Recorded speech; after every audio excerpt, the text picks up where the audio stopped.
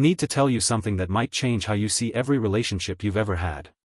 Something I wish someone had explained to me years ago. Something that would have saved me from people who took everything I had to give, and then blamed me for having nothing left. Here it is. Toxic people don't choose their targets randomly. They're not looking for the strongest person in the room. They're not attracted to confidence or success or power. They're scanning for something very specific. Kindness. If you've ever wondered why you keep attracting the wrong people, why the manipulators find you, why the takers seem to smell you from across the room, why you end up drained by people others seem to avoid just fine. It's not bad luck. It's not a coincidence. There's a reason they found you. And once you understand what they're looking for, you'll never be an easy target again. Let me guess how this usually goes. You meet someone new. They're charming. Interesting. Maybe a little intense, but in a way that feels exciting at first. They share things with you quickly, personal things, vulnerable things. It feels like connection. Like you found someone who really gets you. And you respond the way you always respond. With openness. With empathy. With the benefit of the doubt. Then, slowly, things shift. They need more. More of your time. More of your energy. More exceptions to your boundaries. And because you're kind, because you genuinely care, you give it. You start explaining yourself more than feels normal. You apologize for things that aren't your fault. You walk on eggshells without fully realizing when you started. Your stomach tightens before you see their name on your phone. And when you finally pull back, or try to, they make you feel like you're the problem. You're too sensitive. You're abandoning them. After everything they've done for you. By the time it ends, you're exhausted. Confused. Wondering what you did wrong. Here's the pattern you might have missed: this keeps happening. Different people. Different contexts. Same outcome. Friends. Partners. Co-workers. Family members. And at some point, you started wondering if you're the common thread.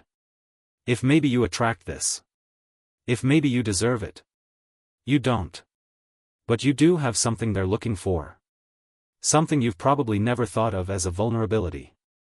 And understanding exactly what that something is, and why they can sense it, changes everything. There's a term researchers use for people who score high on manipulation, exploitation, and a lack of empathy.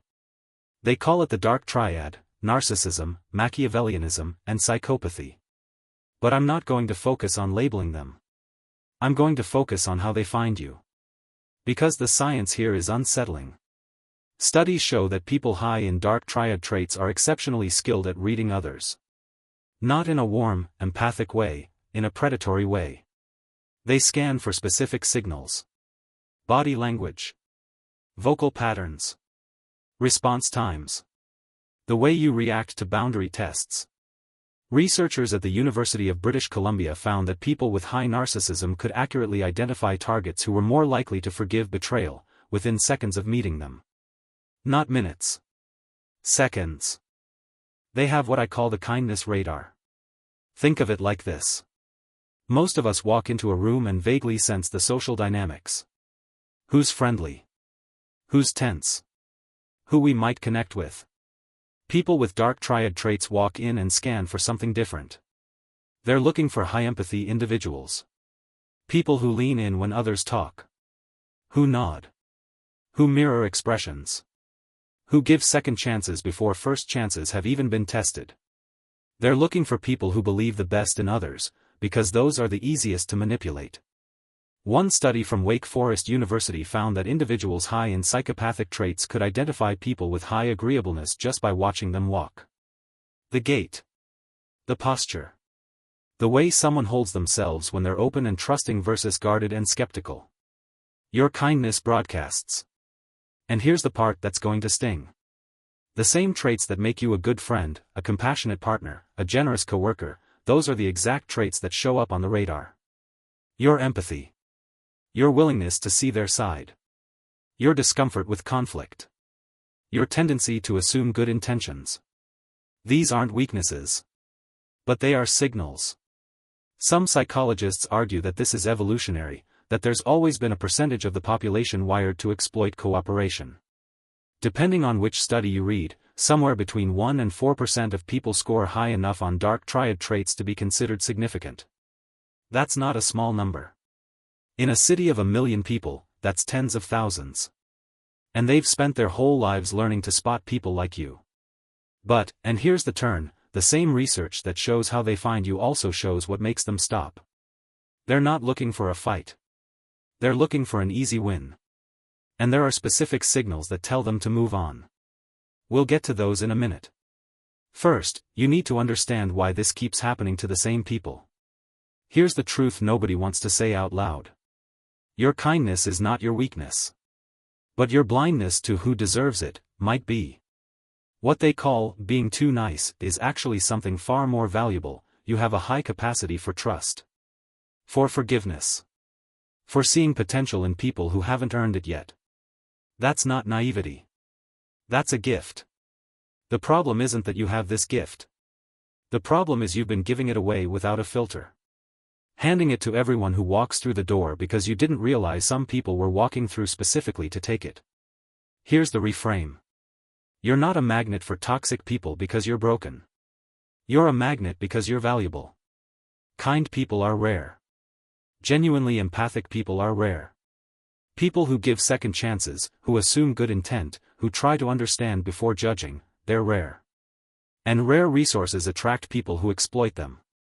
But here's what the toxic ones don't expect: you can keep every ounce of your kindness and still become impossible to manipulate. Kindness doesn't require blindness. Empathy doesn't require self-sacrifice. Forgiveness doesn't mean no consequences. You don't need to become cold. You need to become selective. The most dangerous person to a manipulator isn't someone cruel. It's someone kind who has learned to recognize the game before it starts. You can be soft and still have edges. Understanding the kindness radar is step 1. Becoming invisible to it is step 2. Let me give you 3 tools. The slow release rule: most kind people overshare early.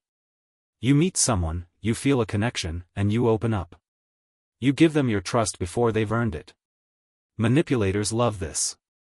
It gives them ammunition before you've had time to evaluate them. Here's the rule: match the other person's vulnerability level, never exceed it. If they share something personal, you can share something personal. But don't go deeper than they went. Don't offer more than they offered. This isn't about being cold. It's about pacing. Trust should be built brick by brick, not poured like concrete. Why this works: manipulators test boundaries early. They push to see how much they can get. The slow release rule forces them to reveal themselves before you've given them anything they can use. What you'll notice: the right people won't mind the pace. The wrong people will get frustrated, and that frustration tells you everything. The boundary echo manipulators don't respect boundaries the first time. They test them. They push back. They make you feel guilty for having them. The boundary echo is a simple protocol: when you set a boundary and someone pushes back, you repeat the boundary using their exact objection. Example: I can't help you move this weekend. Push back: but I really need you. I thought you cared. Echo: I do care about you. And I can't help you move this weekend. You acknowledge what they said, then repeat the boundary unchanged. Why this works: it removes their ammunition. They can't claim you didn't hear them. They can't escalate the guilt. You've absorbed the push and returned to your position without drama. What you'll notice: healthy people accept the boundary. Toxic people keep pushing, which tells you who they are. The exit before empty protocol: kind people wait too long to leave draining relationships. They stay until they're depleted. Until they have nothing left. Until leaving feels impossible because they're too exhausted to imagine starting over. This protocol is simple: leave while you still have energy. Set a mental threshold. When a relationship consistently takes more than it gives, when you notice the stomach tightness, the dread, the walking on eggshells, that's not a sign to try harder. That's a sign to exit. You don't have to be destroyed to leave. You don't have to have a dramatic reason. "This isn't working for me" is enough. Why this works: manipulators count on your depletion. The more drained you are, the harder it is to leave. The protocol interrupts that cycle. What you'll notice, the sooner you exit, the faster you recover. And the next person who tries to drain you will find someone who's already gone. One final thing. Your kindness is not your flaw. It never was. But kindness without discernment is an open door. And some people walk through doors just to see what they can take. You have permission to be kind and protected. You have permission to give second chances without giving unlimited chances. You have permission to see someone clearly, even when they're trying very hard not to be seen.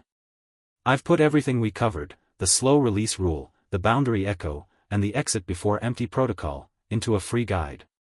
Links in the description. Take what helps. Leave what doesn't.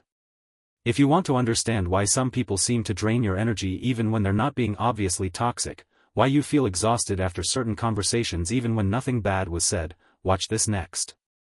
It explains the subtle signs of covert manipulation that most people miss. You're not too kind. You're not too trusting. You were just giving premium fuel to people who deserved regular at best. Keep your kindness. Lose the open door policy.